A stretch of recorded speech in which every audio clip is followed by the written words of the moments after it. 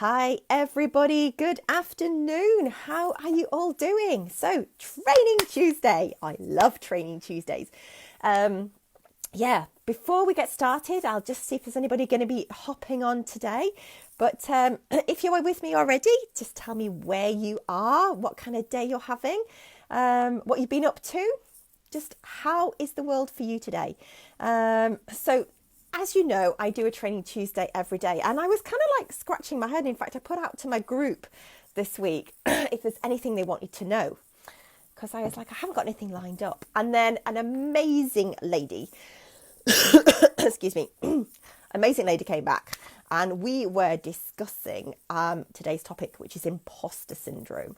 So it's not necessarily going to be all about this lady. I'm not going to make it personal or anything like that. Let's sort that out.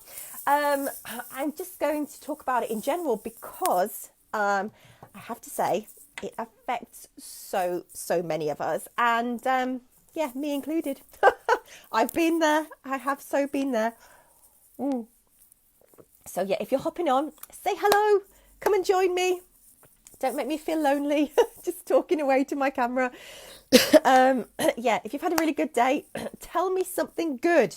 Tell me something good. I'll tell you what's been happening. So we have today been, my little boy and I have been learning to ride his bike again. And I say again because he probably learnt about 4 years ago and then literally had a massive wobble, physical and emotional.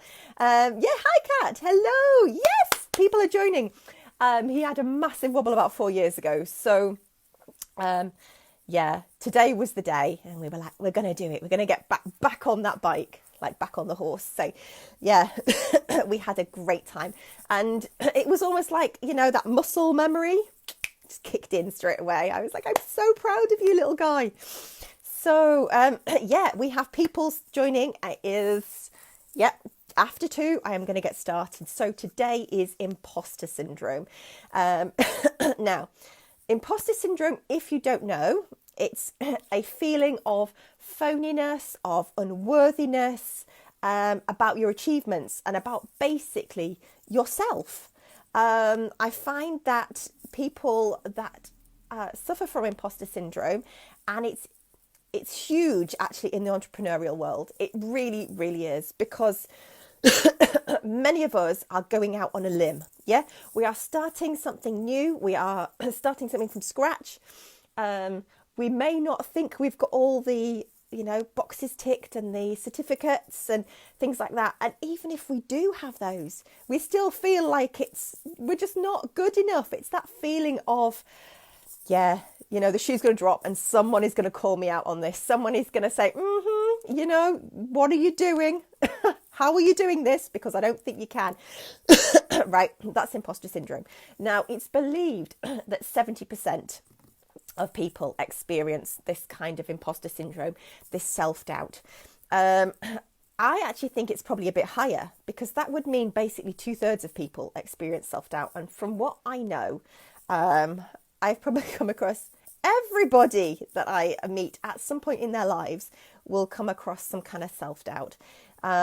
So it is a huge topic. And the thing is about imposter syndrome is that it's really, really hard to talk about, purely because you are thinking all the thoughts in your head and you daren't speak them out because, someone's going to catch you out. Someone's going to say, hey, do you know what? Oh, good afternoon, Daniel. Someone might just catch you out. However, there is so many amazing entrepreneurs out there who do have the pieces of paper and still feel like an imposter. And there's so many who don't have the pieces of paper and still feel like an imposter. Okay, so it's not necessarily the external achievements. It's just really how you feel about yourself. It's how kind of like, okay, so it worked the last 2 times, but fingers crossed it's gonna work again. Or I must have winged it, that kind of thing. It's this internal talk that we have. So if you've been with me for a while, you know that I am huge into neuro entrepreneurship. If you don't know, I'm a neuroscientist anyway, and I love incorporating neuroscience into how entrepreneurs think and getting the most out of their brains. And it's the best computer in the world, and it does the most amazing things, but it's also the pit that lets us down the whole time.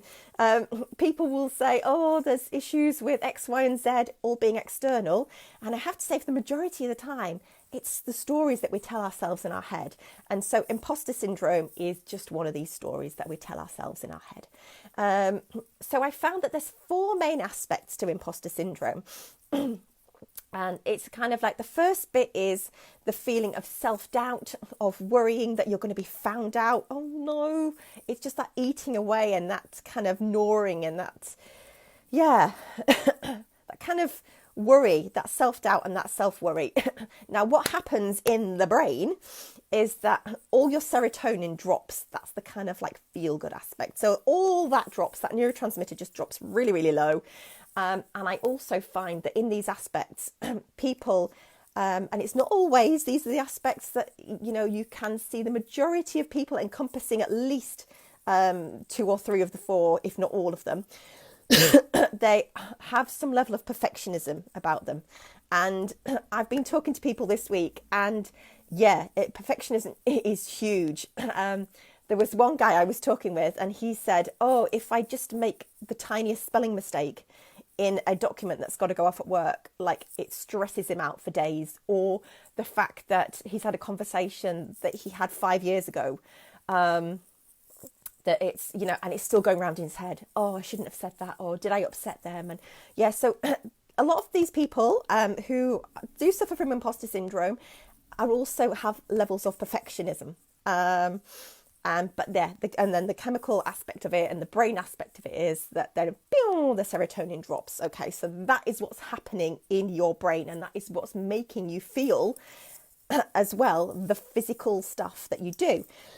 Now, the other aspect is that part of the imposter syndrome is there's a fear of failure. There's like, you know, oh my gosh, you know, it worked, as I say, the last 2 times. What's going to happen? Can I pull it off next time? And it's not about pulling it off, okay? It's really about just believing in yourself and trusting in yourself. But when we get stuck in this mindset, you don't do that. You just get stuck with that fear of failure. And the next level goes to heightened levels of anxiety. So when you get anxious, we are getting flooded, our brains and our whole bodies are getting flooded with cortisol, which is kind of like that fight and flight type of aspect. It's that kind of anxious, that nerviness. And again, that is why we then feel our physicals as well about those. And the other thing that I found as well is that when we go through all this self-doubt and this anxiety and this perfectionism and everything that encompasses this, it kind of like just leads to low self-confidence, and low self-confidence links to lower testosterone. So lower testosterone, it's actually been found that if you're going to take a risk, if you're going to ask for a job, if you're going to go for that pay rise, if you have lower testosterone, the people with lower testosterone are less likely to actually go and ask for that rise, to go out there and say, do you know what, I'm going to go and start that business. This is the thing I need to do. There is just that physical aspect in your body that kind of like puts the brakes on. So it holds you back. Now, the reasons, there's been a few reasons that's been found, but first of all, it can be brought on, or it can manifest in people who have gone through some kind of trauma or abuse in younger life, when they're younger. And it's not to say that it can be anything major, but it will be major for that person.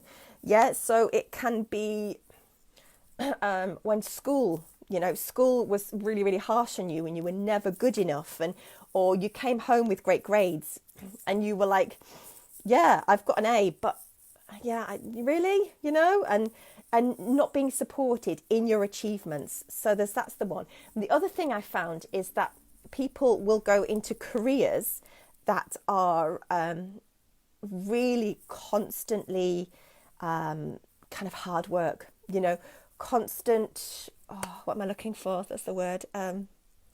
Criticizing. Yeah. It's got to be a high level all the time. So I find with entrepreneurs that I work with, they've come from a level of a career. Often they'll transition from work into self-employment, and they find that it's this level of constant critiquing that they've gone through. That also is another trigger. It's a trigger. So how it shows is quite, it's various in different ways for everybody. But some people, you will kind of notice they might hide achievements. So yeah, there's one person I'm thinking of in particular that I know really, really well. And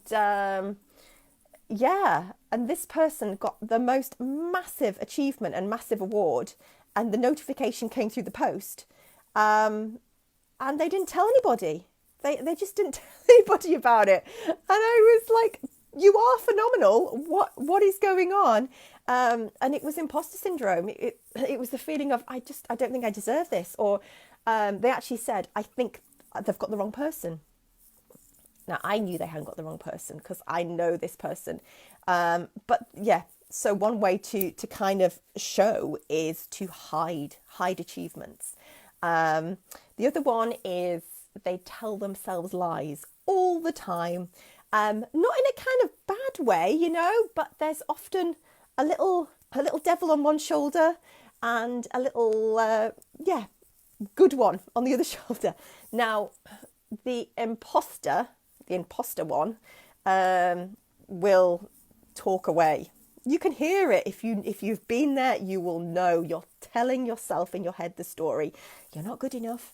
They're going to find you out. Who do you think you are for trying to do that? It's all those kind of things. And in fact, that was me. That was actually me really, really recently. And I've been working with a new coach that I've signed up with for 2 years.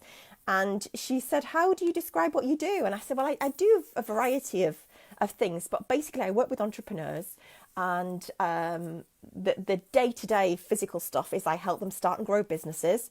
I said, but my kind of bits that I really love, my kind of zone of genius, is that I'm a neuro-entrepreneur expert. So I study and I will tell people how their brain works in relation to how they're growing their business, how they're doing their business, and how they think as an entrepreneur, and to get the best out of their brain, so they can be the best entrepreneur possible.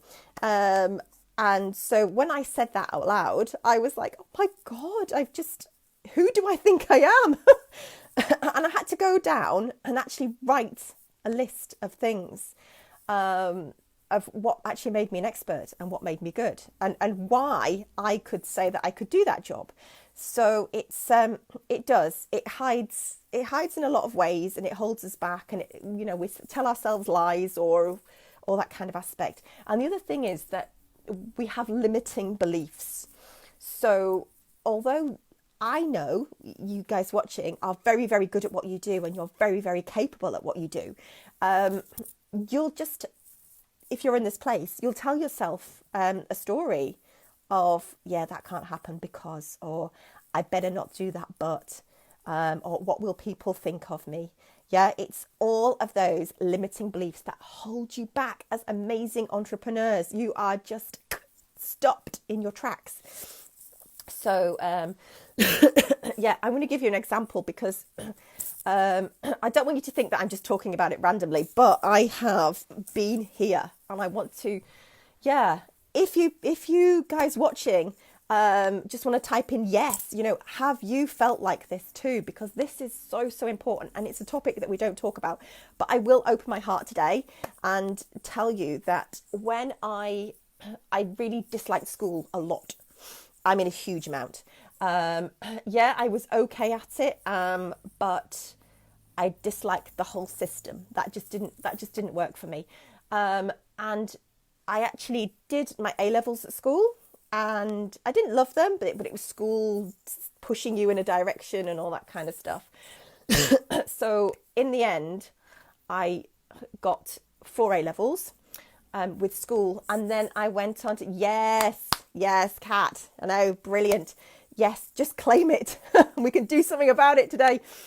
But I knew that I wanted to do something else, and I knew I was kind of being criticised at school and being held back. And I took myself off and I did another 4 A-levels. I think I'm, oh gosh, kind of addicted to learning. Yeah, I probably am addicted to it. I love learning. I love all that kind of like growing and developing and stuff. So I got 8 A-levels, and the last 4 I got was at 3 A's and a B. And I thought, right, okay, I want to go and do a degree. What am I going to go and do? And I found that there was a university. It was the University of Edinburgh, and I loved the city. And that was my thing. But I thought, oh gosh, I'll apply, but I probably won't get in. Okay, got in. The letter came through, and I was kind of like, nah, this might not be right. I was expecting like a conditional offer, and it was an unconditional offer. And I was thinking, no, this just isn't right. This can't be me. And I actually phoned up and double checked. That's how much of the imposter syndrome was going on at the time. And so I did. I got into the course, and I never at school or doing the extra A-levels thought myself as clever as anything special. I just was going through the motions and doing what I had to do the next hoop. And and then I ended up in a room full of people like me. And I looked around, and there was 400 of us. And it was kind of like 400 people who were the best in their class at school, or the best in their college. And it was the 400 of the best. And I sat there, looked around, and there were people from China, and there was people from, across Europe. I sat next to a German guy, had a chat with him, and looked at everybody and thought, I'm not meant to be here. Like, what am I doing sitting in this room full of 400 clever people, not even accepting and acknowledging that my place was there. I'd worked hard enough to get there. I knew my stuff. And the degree actually was that one of the hardest degrees in the university. But yeah, there was me just doubting everything and thinking, when it comes to exam time, they're gonna find me out. When we come to do labs or whatever, or write an essay, that's it. It's just not going to happen. Like, they're going to be like, I'm really sorry. You maybe need to be like going somewhere else or leaving us. So it did, like that that was 20 years ago, granted, and I have done a lot of work on myself since and my mindset. But yeah, I find that it's the human side of us that takes everything for granted. Just because, so I'd gone and done like 8 A-levels, and I was like, well, yeah, I've done 8 A-levels, so, but it was just kind of like, the human side of us takes things for granted, and our brains are like, designed to be like 2 million years old. So it's not designed to make us feel good. It's not designed to make us feel proud. Okay, our brains at the top and bottom of it is to keep us safe. And if we feel like we are putting our heads above the parapet, or acknowledging that there's something that we can do, often we don't feel safe. That's the one thing, is that we just don't feel safe. So the things we can do to help. So first of all is acknowledging that this is the situation that you often find yourselves in. There's some amazing people that I know who are doing just phenomenal stuff in the world. I mean, absolutely phenomenal stuff. And they don't have, letters after their name, or they don't have traditional training. There's somebody I know who's a 7-figure business coach every year, and she dropped out of university. She has no coaching qualifications, but people are drawn to her because of her experience and what she knows, and sometimes she takes that for granted. So yeah, I want you to look and see what is amazing about you guys. Okay, what is that one thing that you can do or that you are actually doing that nobody else out there is doing. Maybe you have started something in your area that nobody else had ever done. And you were kind of like, I'm going to go out on a limb. I'm just going to go and do it, okay? Because part of you, being an entrepreneur, knows that that's possible, knows that that's doable, knows that you're just not the regular 9 to 5, and just you make it happen. And even though you're doing it, and you might have been doing it for years, there's still that little niggle away, okay? So I would say things like that I found some studies actually on it, and it was about talking to people about this situation. However, it depends who you talk to. So if you're talking to somebody in a similar situation, I found that it wasn't the best person to talk to. And what I mean by that is that the best people to talk to is the people that know you, okay? It's the people that see you from the outside looking in. If you are talking to somebody who's literally in the same boat as you, if you're on the same course, or if you're in this necessarily sometimes in the same industry, it's to find somebody outside that industry. It could be friends, it could be a coach, it could be anybody like that, because they look at you from the outside, whereas somebody in your industry is looking at exactly the same picture as you. And they're probably going through the exact same thing as well. So yeah, talk to somebody who isn't, I would say, too close, either too close to the area you're working in, or, just, people that will kind of offer you an objective idea. And I know some people will say, oh, I can't talk to my family because they just think I'm great all the time. And they'll say, yes, that's fantastic. And sometimes in this case, you need that. You do need that because, sometimes you need to be reminded of the skills you have and the job you're doing and the amazingness that you are bringing out into this world. And the second is it's the trying to stop the negative self-talk. So that's kind of like the good cop and the bad cop. There's a lady I know, and she names her imposter syndrome little voice. And she also names the common sense voice. And the good thing is, if you can acknowledge this, if you know that this is the situation you're in, then you can do something about it. Okay. So, just make sure that you're aware. You probably are very well aware, or you'll at least know somebody who is aware of what's going on and imposter syndrome. But yeah, it's attempting to stop that negative self-talk in your head. So it is, when you catch yourself, you're no good at this, you can't do this, who do you think you are, what will they think? Okay, it's all of those kind of negative stuff. You need to catch yourself and give you a good boost, a good injection of, actually, this is what I can do. And the one thing I want you to do today, I hope it helps, it did help me when I was doing it, was I want you to write down everything that makes you amazing, everything that makes you qualified to do what you do. And I don't just mean pieces of paper and certificates, because that's not the be all and end all. Do you know what I mean? That's not you. That's just one aspect of your life that you've achieved. I have to say, it can be anything. So if you are running a business in an industry that you don't feel like you should be in, or you're always second guessing yourself, write that down. If you do have a background, if you do have a degree in it, if you have worked for 10 years or 5 years or however long doing something, write it down. If you have got if you've got letters after your name, write it down. If you've got experience, if you've studied something like mindset for 20 years, you know what you're talking about. Just because you've not sat down in a quiet room for 3 hours and, done the exam, doesn't mean you don't know the stuff.